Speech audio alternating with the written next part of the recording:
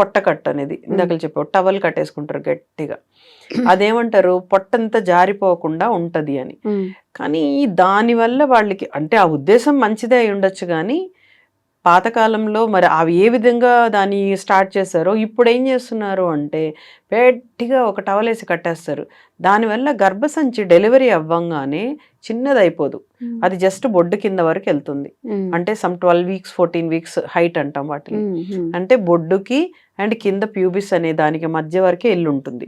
So నువ్వు ఇక్కడ దానివల్ల దీనికి ఇక్కడ కట్టు కట్టావనుకో ఈ గర్భసంచిని కిందకి తోసేస్తున్నావు కాన్స్టెంట్ గా. అంటే ఒక ప్రెషర్, మనకి ఏదైనా కిందకి వెళ్ళాలి అంటే ఏం చేస్తాం, పై నుంచి పుష్ చేస్తాం.